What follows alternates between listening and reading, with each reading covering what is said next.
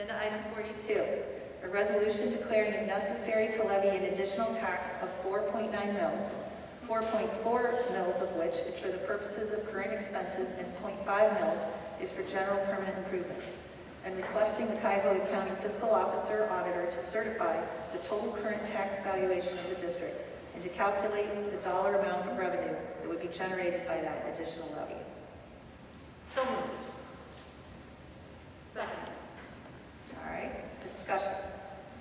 I guess I want to have a little discussion because in May, last May, it was 4 point, here you go through it, it was 4.65. 4.65 was for operating and then 0.25 was for PI. And so I just wanted to discuss the pros and cons of if we should do that one again or if we should do the 0.5 as PI. Sure. Yeah, if anybody, yeah. Okay. Yeah, so you are correct, Mrs. Leach, that was the levy request last May. If you recall, in 2017, we did a request 4.4 for operating, 5.5 for PI. The reason that's changed, at this point we're recommending this split, is as we've moved on through the year, our general fund, in my estimation, has gotten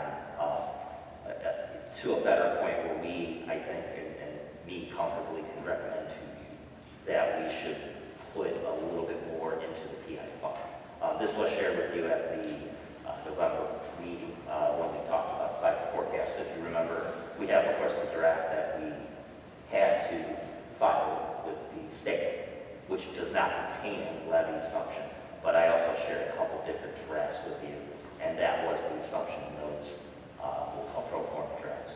Now, I mean, I like this because in the last May, I wasn't able to get that handicap bleachers on our home stands at the stadium. So if more money's in the PI, there's more opportunity to do something like that. I mean, would you agree, Mick, or not? Yep. Because I know last time we had quite a discussion on what we were going to use the 2.254 for in PI. I mean, we kind of, I don't want to say fight, we did various discussions about the media center, the shelf space at the high school, the cafeteria at the high school, and then the stadium, and what else was there another project, or I named them all? So I just like, if we do if we can get the 0.5 through, what does that get us? Does that get us everything that we want? Or do we still need this discussion about what's in and what's out? Yeah, I think on the capital plan, as I mentioned to you, and obviously with 3 new board members coming on, it's certainly a great time to refresh and bring up to speed new folks. But yeah, I think given the time that's passed, because quite frankly, it's been well over a year, it's probably going on almost 2 years now. We've got estimates, and as everyone knows here, if you saw the CPI number today, I think it was Peter's +7, right? We know that in construction trades, it's probably more than that. So the idea that, I think the base idea here is to restrict within reason, within our operating budget, with our operating budget staying solid as much as we can for capital. Because remember, permanent improvement, when you restrict these funds, that's a legal restriction. So you cannot use permanent improvement funds for paying operating salaries, teachers, or administrators, or whatever. You can't, just buy pens and maintenance supplies. Now, however, you can buy things that we typically do pay for out of our fund, i.e. textbooks and technology would be 2 huge ones at dollar amounts. So there is some flexibility always there, but I think the idea is, as we carve these out, to address these projects, it's a good idea to have those, and then also to any new levies, you can borrow to put the 50% of the new levy up front. So example, if something like this were passed, we could accelerate some of the projects if we wanted to borrow against half of the proceeds.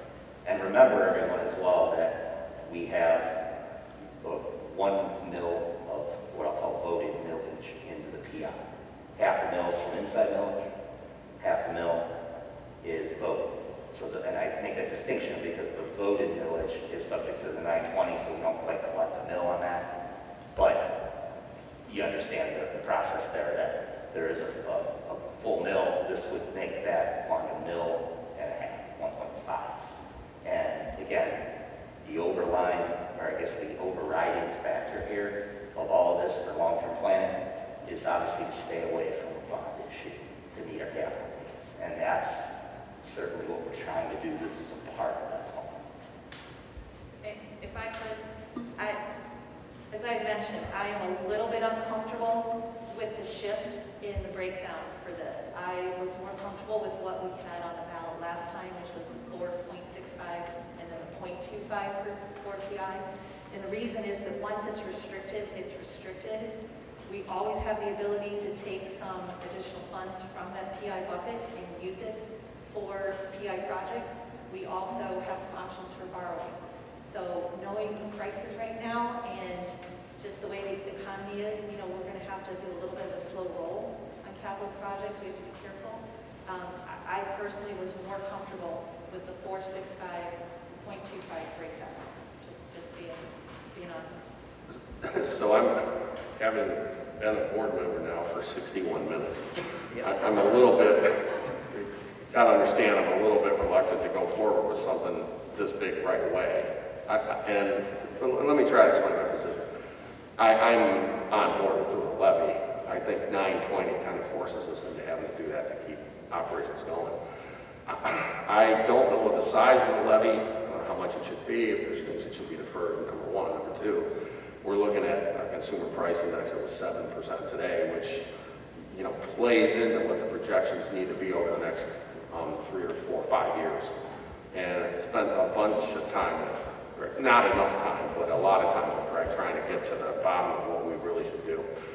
I think we have to qualify what we're going to be looking at in 3 or 4 years from now. And I think that, I think there's more talk that has to happen. I'd love to table this. I know we need to go forward with some kind of an approval so that the Cuyahoga County fiscal officer can certify it.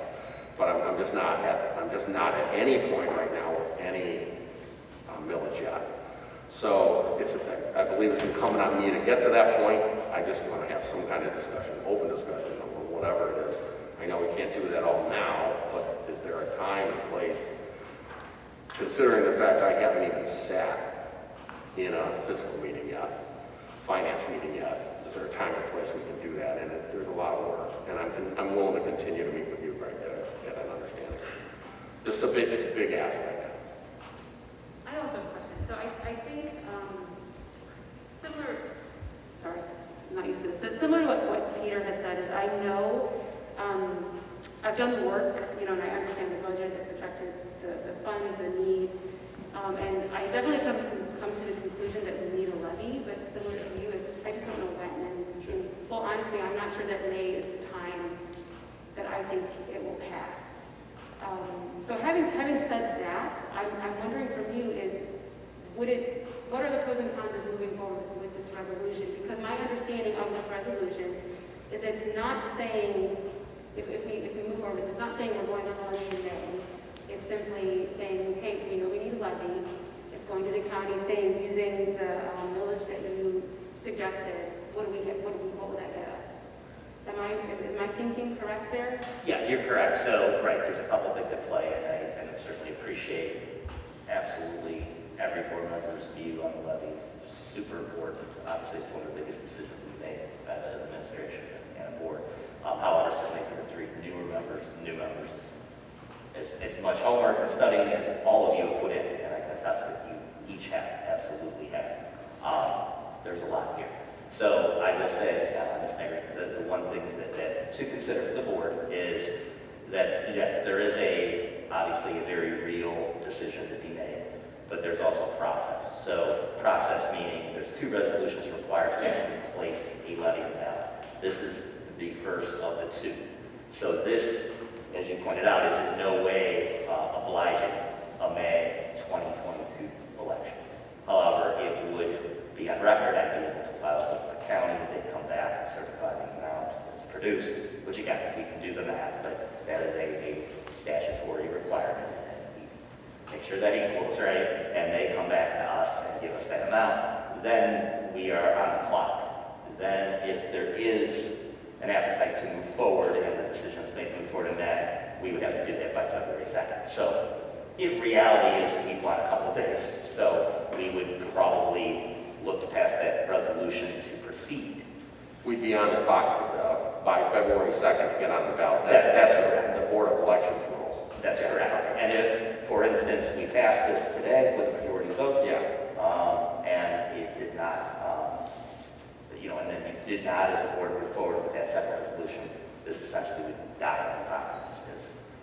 And it's 75 days, I think it is, before the election that something has to go on the ballot. So if we 90. did- It's 90. Yeah, it's 90. Sorry, 90. Yeah, yeah. And if this went on the ballot in November, we have more risk because we really don't have, we're kind of going forward without understanding if it's going to pass. Of course, we are, may as well. But if it went on in November, we'd have to have our act together pretty much by August. Yeah, and I would highly suggest that at that point, we would certainly be looking, I think, at a May, hopefully, but if not, a June. I think by the end of the school year, Yeah. that would be my recommendation. I think Dr. Show would agree. We'd want to make that decision that, Yeah. at the latest. Yeah, I understand, I agree with that. I mean, the state of position, it's probably uncomfortable, but it's just not enough time for a May levy in my book. November levy, yeah, it gives us time to put things together, and I'd be in full support of that. I think putting it up in May would have the citizens saying, wow, we got a new board, and all of a sudden we got a new, what's going on? I mean, the optics are bad, but separate from that, the numbers, I'm not comfortable with the numbers, frankly. I'm trying to learn, but it's tough. Well, and if I could, I share the concern that you expressed, Ms. Negri and Mr. Corrigan. I am also a little bit concerned with a May timeframe. I was having some conversations with the people that we are relying on to be our citizens committee, and I'm not sure that we have people ready and able to go forward right now. So I also am concerned about the timing. But let's hear from everybody. Let's go down the table. So it's a timing thing. For me, first of all, it's a millage thing, which we can solve that pretty quick, and then it's a timing thing, so. I would agree, Mr. Corrigan, for me, it's a how much and when, and then it's I think to your point, Abby, then with what, right? So we have a list of capital projects that we want to do, I think, and while the old board did talk about what they want to do, I think we need to understand so that we can go to the community and say, this is what you're getting with either whether it's 0.25 or 0.5 mil in permanent improvement. So I'm with you. I'm also not ready to go forward with the May levy. I think we have work to do. How much, when, and then what are we actually doing with those funds to the point about getting it to pass?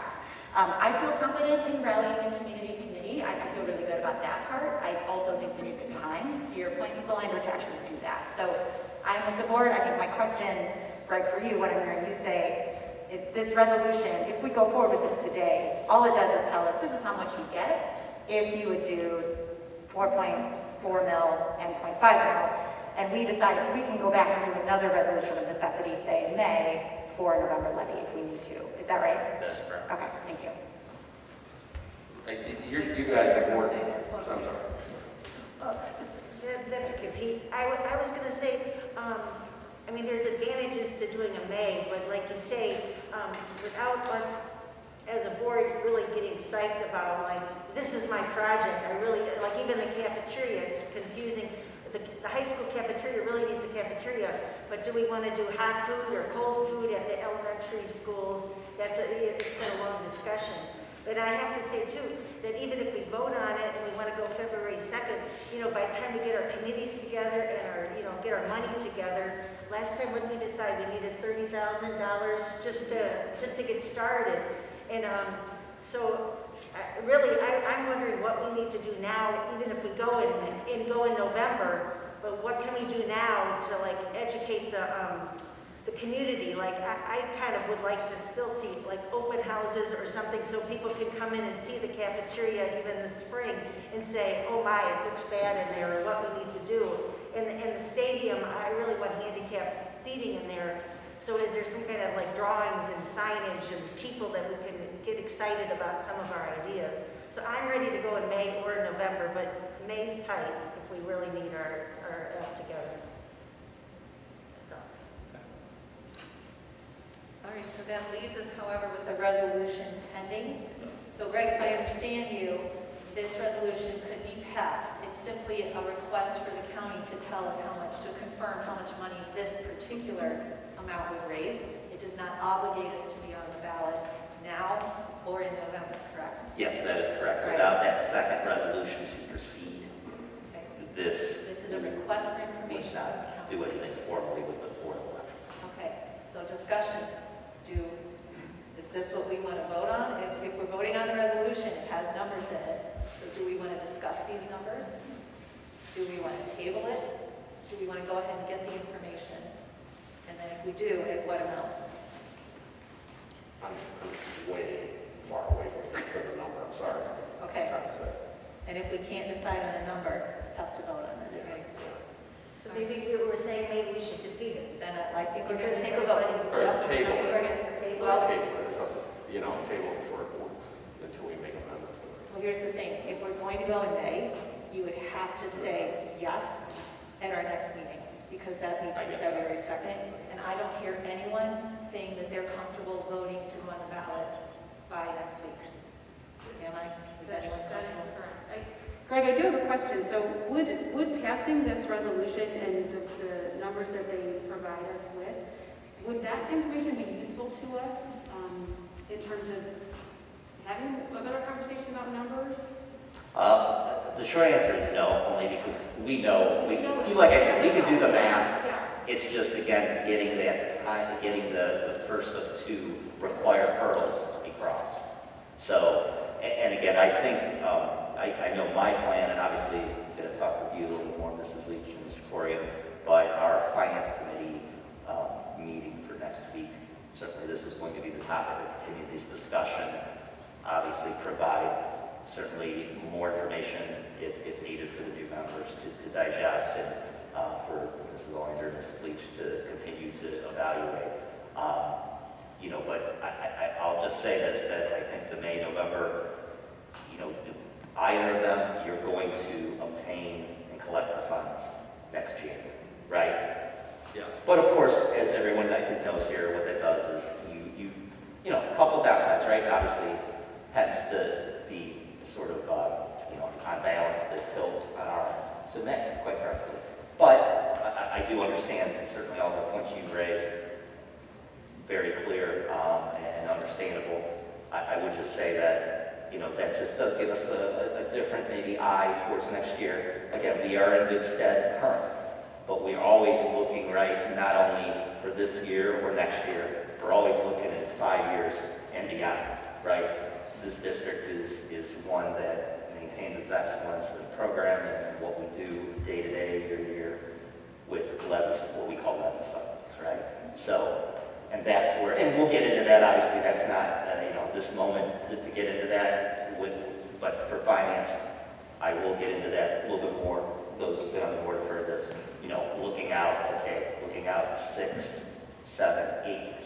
Okay, hard to predict, right? 5 years ago, we didn't expect the CPI to be taking off like it is now, right? But maybe something, but the point being, there are some things to discuss, and it's really how it affects, the forecasting even beyond. And those are all things we take into consideration. And that would dictate the amount. I mean, there are ways to cut up the amount, right? Incremental levy is an option.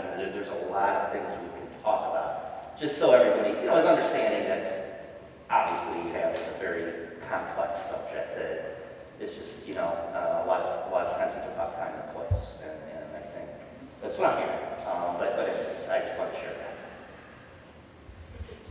I have a question. If we don't go in May and we wait till November, next fall, do we have to make cuts? I'm a big person that's pro tutors. I just don't want to see us having to cut tutors in September, come the fall, because we're not sure if we're going to have the money by the end of, by the first of 23. Sure. So that's what my question would be. Is there cuts that would have to take place in the fall if we wait until November to do the levy, or we'd be okay through 22, 23? Right. Yeah, the short answer is no, in my estimation. You would not have to, quote unquote, make cuts, right? We would be solvent going for that year. However, as you know, a dollar saved today future. So with an eye towards that, right, you know, we would certainly internally be looking at things we already have, quite frankly, as, hey, what can we do to, you know, mitigate? So it could be a numerous things. You've also got the budget reserve. That is an amount of money that could be used in a pinch. Now, do we want to use that to just continue operations for another year and delay it? I don't know that that's necessarily the best use of that reserve, but it's there. I think that's more in line with you get a failure going into that next year, you have to make cuts. You can basically soften the cuts, to your point, like example twos. I mean, that's one, but it could be others. So I hope I answered the question. So we wouldn't make cuts in the fall if we wait till November? Is that what you're saying? We would be able to go through the 22, 23 year as we are, as long as, you know... Right, we would, but again, what does that do? Again, we'll discuss that in more detail. What does that do to your, you know, to your planning, to your 5 years out, to your 6 years out, to your village amounts, those kind of things. Because remember, November, then, there's one chance to pass the levy. And that's obviously something that needs to be weighed. And I think it's important the community knows that, and there's a lot of community members here, but clearly, the collections for a levy that is considered this year, it's passed, whether it's May or November, those new dollars only begin on January 1st of '23. So it doesn't change when the money would start to be received here, or when it would be paid by the community. However, I think it's important that the community knows that if we do wait until November, it will truly be critical, and at that point, it could affect the amount and level of services we provide if we would fail in November. And what I guess what I'm hearing from the table is that people are, I guess, needing some more conversation to fully understand all the issues in terms of amount and time and usage of funds. I think I heard Ms. Leach say too that we can use that time to maybe better educate the community about what we're doing and why we're asking for what we're asking for, and the impacts. So it sounds like people would feel more comfortable with more time to have all those discussions, and also it allows us, again, to do a lot of communication with the community and maybe be on better footing by November.